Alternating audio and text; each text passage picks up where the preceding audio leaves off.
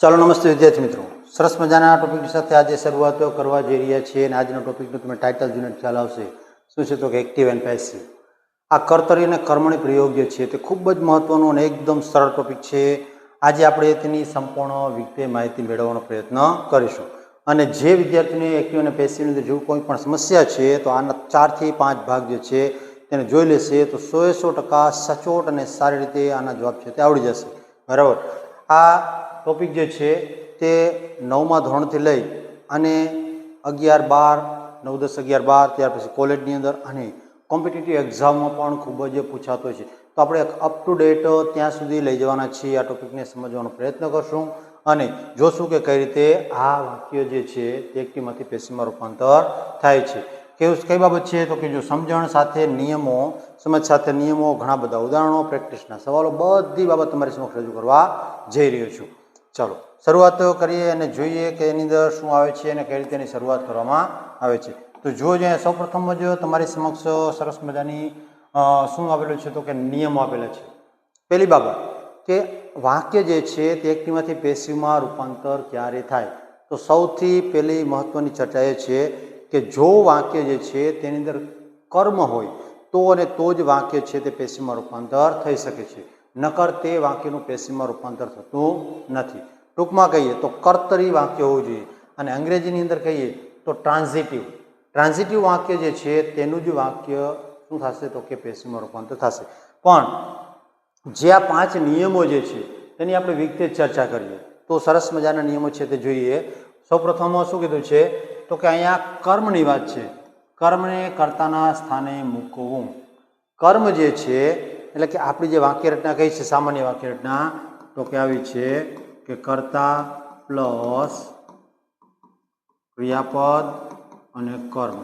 આ 3 બાબત જે છે તે આ 3 બાબત યાદ રહી જાય એટલે કર્તરી અને કર્મ એટલે કે એક્ટિવ અને પેસિવ વોઇસ છે સંપૂર્ણ ખિસ્સામાં સીધું. બરાબર. તો જો અહીંયા શું કીધું કે કર્મને કર્તાના સ્થાને મૂકવું એટલે આ કર્મ જે છે અહીંયા તે ક્યાં આવી જશે તો કે પહેલા સ્થાને, આ જગ્યાએ આવી જશે. બરાબર. પછી બીજી બાબત શું કીધી છે તો કે કર્તાને ધ્યાનમાં રાખીને યોગ્ય સહાયકારક ક્રિયાપદ મૂકવું. અહીંયા કર્તા એટલે કયો કર્તા તો કે કર્મના સ્થાને જે કર્તા તરીકે આવે છે તેને ધ્યાનમાં રાખી અને સહાયકારક ક્રિયાપદ મૂકવાનું છે. આ બીજો નિયમ છે. ત્રીજો નિયમ છે એ સૌથી મહત્વનો છે. તે શું છે તો કે મુખ્ય ક્રિયાપદનું ભૂતકૃદંત એટલે કે V3નું રૂપ છે તે મૂકવું. ખાસ અને ખાસ સૌથી મહત્વનું અને અગત્યનું તે શું તો કે V3નું રૂપ. જો V3નું રૂપ યોગ્ય રીતે આપણને આવડી જાય છે તો સારી એવી સમસ્યાઓ દૂર થઈ જાય છે. અને ત્યાર પછી વાક્ય નિયમ નંબર 4 જે છે તેની અંદર શું કીધું બાય વડે કર્તાને જોડવો. આ કર્તા જે છે તે પાછળના ભાગમાં એટલે કે છેલ્લે જતો રહેશે તો તેને શેના વડે જોડવાનું છે કે બાય વડે જોડી દેવાનું છે. બાય વડે કર્તાને જોડવો. પૂર્વ શરત શું થાય છે તો કે કર્મના સ્થાને કર્તાને મૂકવું. કર્મનું સ્થાન એટલે કે કર્મનું સ્થાન અહીંયા ત્રીજું છે તો ત્રીજા સ્થાને અહીંયા કોણ આવી જશે તો કે કર્તા આવી જશે. બરાબર. તો આ બાબત જે છે તે વ્યવસ્થિત 5 નિયમ યાદ રાખશું આપણે એટલે આ કર્તરી અને કર્મણી પ્રયોગ એટલે કે એક્ટિવ અને પેસિવ એકદમ સરળ બની જશે. બરાબર. તો જોઈ લઈએ અને વિગતે ચર્ચા કરીએ. હવે ફરી વખત એક તમને આ વાક્ય રચના જે છે તેના આધારે સમજાવું કે કઈ રીતે બને છે. જો અહીંયા શું કીધું બેઝિક સેન્ટેન્સ પેટર્ન. બેઝિક કોઈ પણ વાક્ય હોય તો સામાન્ય પરિસ્થિતિમાં આ પેટર્ન છે તેનું છે. મેં તમને હમણાં જ કહ્યું કે કર્તા, ક્રિયાપદ અને કર્મ આ 3 બાબત છે તેને ઓલા 5 નિયમ છે તેને આપણે યાદ કરીએ અને ફરી વખત તેને રિવાઇઝ કરીએ. પહેલા નિયમમાં શું કીધું હતું તો કે કર્તાના સ્થાને કર્મને મૂકવું. તો જો આ કર્તાનું સ્થાન છે તો આપણે અહીંથી અહીંયા કરીએ ભાઈ આવી જાય અહીંયાથી આવી ગયો અહીંયા તો આ કર્મ આવી ગયું ક્યાં તો કે કર્તાનું સ્થાન પહેલું હોય ત્યાં આવી જાય છે. પહેલું સ્થાન અહીંયા કર્તાનું છે તો કર્તાના સ્થાને શું આવી ગયું છે કર્મ આવી ગયું છે. બીજો નિયમ શું હતો તો બીજો નિયમ એવો છે કે કર્મના સ્થાન એટલે કે કર્તાના સ્થાન ઉપર જે કોઈ પણ કર્તા તરીકે આવે છે તેને ધ્યાનમાં રાખીને સહાયકારક ક્રિયાપદ ઉમેરવાનું છે. શું કરવાનું છે કર્તાના સ્થાન ઉપર જે કોઈ પણ નામ આવેલું છે તેને ધ્યાનમાં રાખીને યોગ્ય સહાયકારક ક્રિયાપદ, હા તેની સાથે સાથે કાળને પણ ધ્યાનમાં રાખવા. બરાબર. તો આ સહાયકારક ક્રિયાપદ.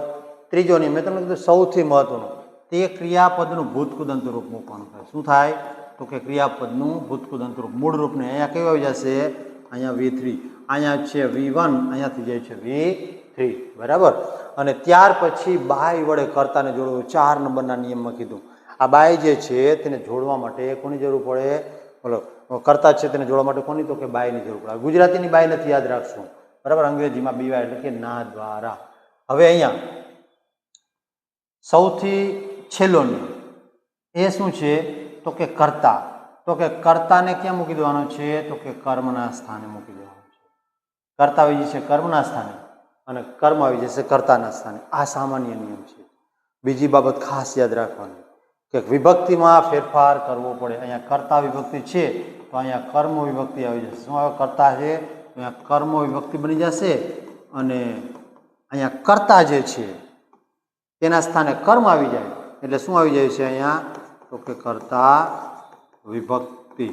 હવે સાહેબ આ કર્તા વિભક્તિ અને કર્મ વિભક્તિ શું સમજણ નથી પડતી? કંઈ વાંધો નહીં, તે સમજાવું છું કે કર્તા વિભક્તિ કોને કહેવાય અને કર્મ વિભક્તિ. કેમ કે આ તમે ખૂબ જ અગત્યનું અને ઘણી વખત તમે શીખી ગયા છો, તેમ છતાં આપણે રિવાઇઝ કરીને જોઈ લઈએ કે કઈ રીતે આ બને છે. ચાલો, હવે તમારી સમક્ષ આ જે છે કોષ્ટક મૂકવા જઈ રહ્યો છું. જુઓ જોઈએ, આ કોષ્ટકના આધારે તમને પોતાને બધાને ખ્યાલ આવી જશે કે ભાઈ એમાં શું થાય છે, કેવી રીતે થાય, ક્યારે થાય, કેમ થાય. તો જુઓ જોઈએ, અહીંયા છે આ કર્તા વિભક્તિ અને અહીંયા છે આ કર્મ વિભક્તિ. તમને બધાને ખબર છે કર્તા પહેલો પુરુષ શું આવે? તો કે આઈ અને વી આવે. બીજો પુરુષ યુ આવે. ત્રીજો પુરુષ હી, સી, ઇટ અને ધે આવે. તેમાં એક વચન અને બહુવચનનો સમાવેશ થાય બધામાં. તો હવે જ્યારે કર્તા તરીકે પહેલા નંબર પર વાત કરીએ આઈ હોય તો આઈનું કર્મ વિભક્તિ શું થાય છે? તો કે મી થાય છે. શું કરવાનું? આઈનું મી. પછી વી છે તો વીનું શું થાય? તો કે અસ થાય. યુનું યુ જ રહે છે, એમાં કોઈ ફેરફાર થતો નથી. પછી યુ છે તે એક વચનમાં યુ આવે અને બહુવચનમાં યુ, એટલે આપણે એનો બીજી વખત સમાવેશ કર્યો નથી. હી છે તો તેનું હિમ થઈ જશે. સી થઈ તો ઈટ આવે. સીનું હર આવે છે. ઈટનું ઈટ જ રહે છે અને ધૈનું શું થઈ જાય છે? તો કે ધેમ. બરાબર. તો આ આપણા કર્મ વિભક્તિના નામ છે. તો સાહેબ આ ઉપયોગ કઈ રીતે થાય? એક એક્ઝામ્પલ લઈએ આપણે કહીએ કે હી ગીવ હિમ. હિમને પણ હર લઈએ. શું લઈએ અહીંયા? હી ગીવ હર અ બુક. જુઓ જોઈએ, અહીંયા આપણી પાસે આ કર્તા છે, આ ક્રિયાપદ છે. અહીંયા ગીવ ઝ લઈશું, ગીવ નહીં. અને અહીંયા છે કર્મ. બરાબર. તો હવે આ હર છે તે આગળ આવે છે. તો મેં તમને કીધું હતું કે કર્મ વિભક્તિ જ્યારે આગળ આવે તો કર્તા વિભક્તિમાં રૂપાંતર કરવું. જો અહીંયા હર છે તો અહીંયા હર ક્યાં ગયું દેખાય છે? તો કે હા, અહીંથી આમ રિવર્સ પ્રોસેસ કરવાની છે. તો હરનું શું થઈ જશે? સી. કેમ કે આ કર્તાના સ્થાને આવી જશે સી. હવે તમને બીજા નિયમમાં એવું કીધું હતું. શું કીધું હતું? તો કે કર્તાના સ્થાન પણ આવેલા કર્મને ધ્યાનમાં રાખીને યોગ્ય સહાયકારક ક્રિયાપદ ઉમેરવું. તો અહીંયા સી છે, કાળ વર્તમાન કાળ છે તો આપણે શું લઈશું? ઇઝ. She is. પછી ગીવ છે તો ગીવનું ભૂતકૃદંત શું થાય? ગીવન.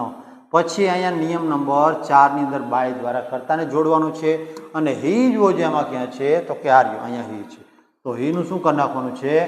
હિમ કરવાનું છે. તો બાય હિમ. પછી અબુક જે છે તે જેમનું તેમ રાખી દેવાનું. જોજે મિત્રો, સમજાય છે? તો કઈ બાબત? તો કે આ કઈ રીતે ઉપયોગમાં આવ્યા છે તે પણ આપણે ધ્યાનમાં રાખવાનું છે. બરાબર. ચાલો આગળ વધીએ અને તેના જે કેટલાક આપણા વાક્યો જે છે તેની ચર્ચા કરીએ. પણ હવે અહીંયા તમારી સમક્ષ જે આપણે વાક્ય મૂક્યા છે તેના દ્વારા બધા નિયમો કઈ રીતે લાગુ પડે છે તેની ધીમે ધીમે ચર્ચા કરતા જઈએ અને જોતા જઈએ. પ્રથમ વાક્ય જે છે તેમાં શું કીધું? C writes a letter. હવે સૌથી પહેલું કાર્ય શું કરવાનું? કોઈ પણ વાક્ય જ્યારે એક્ટિવમાંથી પેસિવમાં રૂપાંતર કરવાની વાત આવે તે પ્રથમ કાર્ય શું કરવાનું? તો કે કાર્ડને આઈડેન્ટિફાઈ કરવાનું છે. તમે એક વખત કાર્ડને ઓળખી જશો એટલે તમારું 50% કામ હળવું થઈ ગયું. પછી બીજી 3 બાબત ધ્યાનમાં રાખવી: કર્તા, ક્રિયાપદ અને કર્મ. બરાબર. હવે આપણે પ્રોસેસ ચાલુ કરવાની. ક્યાં? તો કે 5 નિયમ જોવાના. 1 2 3 4 5. એ 5 નિયમના ક્રમ પ્રમાણે જતા જાઓ, વાક્ય પૂરું. જોજો અહીંયા પ્રથમ વાક્ય છે તેને ધ્યાનમાં લઈએ. તો પહેલો કાર્ય આપણે શું કરશું? તો કે રાઇટ્સ આવ્યું છે એટલે કહીએ કે વાક્ય કયા કાળનું છે? તો કે સાદા વર્તમાન કાળનું. તો સાદા વર્તમાન કાળનું વાક્ય છે. પછી અહીંયા કર્તા છે, આ ક્રિયાપદ છે અને આ કર્મ છે. તો કર્મ છે તેને આગળ લાવવાનું છે. તો અ લેટર આગળ આવે છે. A letter. પછી લેટર છે તે એક વચન છે, સાદો વર્તમાન કાળ છે તો સહાયકારક ક્રિયાપદ શું આવે? તો કે ઇઝ આવે. તો અહીંયા અ લેટર ઇઝ, બરાબર. શું કીધું? અ લેટર ઇઝ. હવે રાઇટ છે તેનું V3 રૂપ એટલે કે ભૂતકૃદંત રૂપ, તો રિટર્ન, બરાબર, રિટર્ન. અને અહીંયા જોડવાનું બાય. સી નું હમણાં જ મેં તમને કહ્યું, સી નું શું થઈ જાય કર્મ વિભક્તિ, તો કે હર, બરાબર. તો થશે અહીંયા હર. ચાલો વિદ્યાર્થી મિત્રો, સમજાય છે કેમ છે? મને જરા કોમેન્ટ બોક્સમાં આપશો, મને ખ્યાલ આવે કે કઈ તકલીફ પડે છે કે કેમ. પછી બીજું વાક્ય, દે પ્લે ક્રિકેટ. અહીંયા પણ ફરી વખત સાદા વર્તમાનકાળનું વાક્ય આવ્યું છે અને ક્રિકેટ છે આપણું કર્મ છે, આ કર્તા ક્રિયાપદ અને કર્મ, 3 જ શબ્દ આપ્યા છે એટલે કોઈ પ્રશ્ન થતો નથી. તો ક્રિકેટને આગળ લઈએ. શું કહે છે અહીંયા? ક્રિકેટ. પછી સાદો વર્તમાનકાળ છે અને એક વચન છે તો ઇઝ લઈશું આપણે. Cricket is. અને પ્લેનું ભૂતકૃદંત શું થાય? તો કે પ્લેડ. અને બાય કરીને જુઓ જોઈએ ધ્યેયનું શું થઈ જશે? તો કે ધેમ, બરાબર.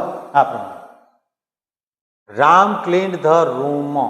હવે જુઓ જોઈએ અહીંયા ક્રિયાપદનું રૂપ તમે જોશો તો ભૂતકાળનું છે, તો વાક્ય કેવું બન્યું? ભૂતકાળ. તો ભૂતકાળનું વાક્ય છે, કર્તા ક્રિયાપદ અને કર્મ છે, તેને જોઈએ. ધ રૂમને આગળ લઈએ. The room. હવે રૂમ એક વચન છે તો આપણે શું લઈશું? તો કે ભૂતકાળની અંદર સહાયકારક ક્રિયાપદ તરીકે શું લેવાનું થશે? વોઝ અથવા વર. તો અહીંયા વોઝ આવે. અને ક્લીન છે તેનું ભૂતકૃદંત પણ શું થશે? તો કે ક્લીન્ડ જ ભૂતકૃદંત થાય છે. અને બાય કરી અને કોણ છે? તો કે રામ, બરાબર.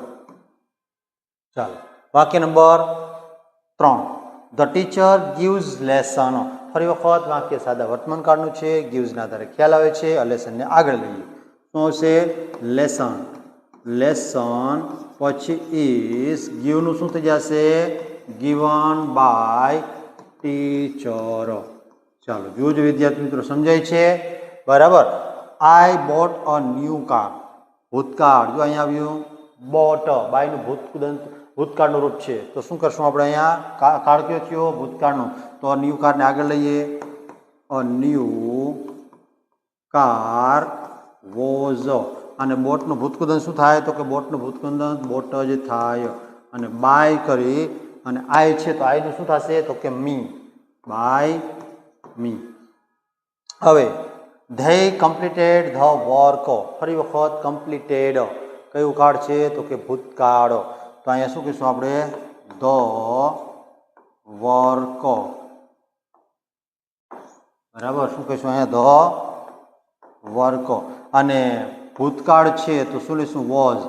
Was completed.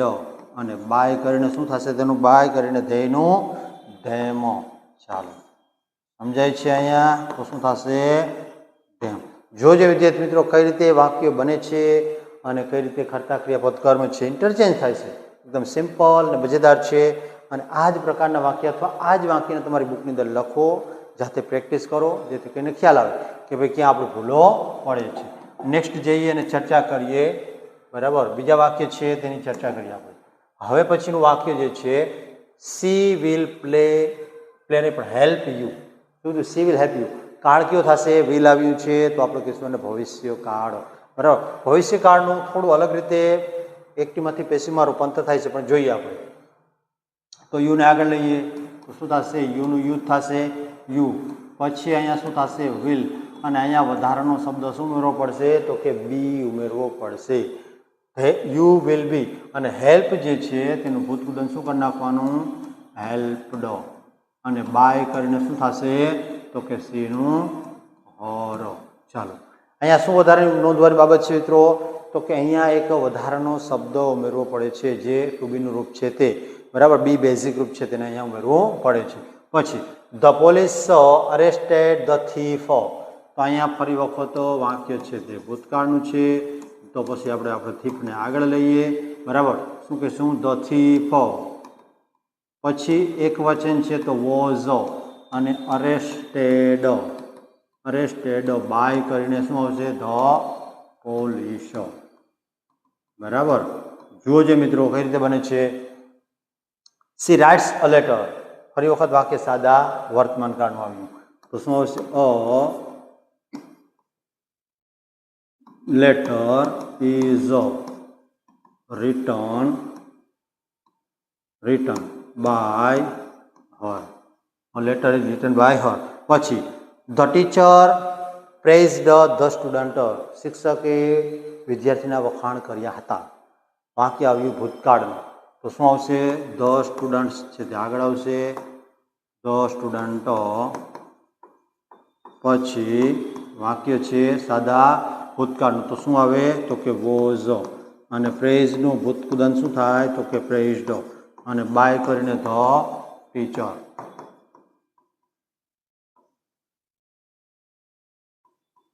ચાલો જુઓ જોઈ પછીનું વાક્ય, ધે ક્લીન ધ રૂમ. બીજી વખત વાક્ય આવ્યું છે આ, તો ફરી વખત આપણે બનાવી નાખીએ તેને. The room was cleaned. By કરીને શું થશે? તો કે ધેમ. ચાલો જોઈએ વિદ્યાર્થી મિત્રો, સમજાય છે? સરસ મજાની નાની એવી કોમેન્ટ આપો અને જુઓ જોઈએ વાક્ય કઈ રીતે બને છે, જરા નોંધી લ્યો અને અભ્યાસ કરતા રહો. ચાલો ત્યાર પછીના વાક્યો છે તેના તરફ આગળ વધીએ. બરાબર. હવે આજે તમને વાક્ય વિદ્યાનાથી પણ તમારા માટે એક ચેલેન્જ છે. આજની ચેલેન્જ છે એ તમારા માટે શું છે? તો કે એક વાક્ય તમને આપ્યું છે, તેને શેમાં રૂપાંતર કરવાનું છે? તો કે પેસિવ વોઇસની અંદર. તમારે મને કોમેન્ટ બોક્સની અંદર આપેલું વાક્ય જે છે તેને શેમાં રૂપાંતર કરીને આપવાનું છે? પેસિવ વોઇસમાં. જો mister Chavda teaches English in our school, આવું વાક્ય આપ્યું છે. તમને ફરી વખત કહી દઉં છું કે આ વાક્ય છે તે સાદા વર્તમાન કાળનું છે, તો તેના આધારે તમારે નક્કી કરી અને શું કરવાનું છે? પેસિવમાં રૂપાંતર કરી અને કોમેન્ટ બોક્સમાં આપવાનું છે. વિદ્યાર્થી મિત્રો, આપને આજનો લેક્ચર જે છે તે કેવો લાગ્યો તે ચોક્કસથી મને જણાવશો અને તમારા મિત્રો સાથે આપણી ચેનલ છે તેને શેર કરો, સબસ્ક્રાઈબ કરો અને વિડીયો ગમે તો ચોક્કસથી લાઈક કરો. આના પછીનો વિડીયો જે છે તે સંપૂર્ણ વિગતની સાથે બીજા વાક્યોની સાથે ફરી વખત તમારી સમક્ષ રજૂ કરીશ. ચાલો થઈ જજો તૈયાર અને રહેજો હોશિયાર.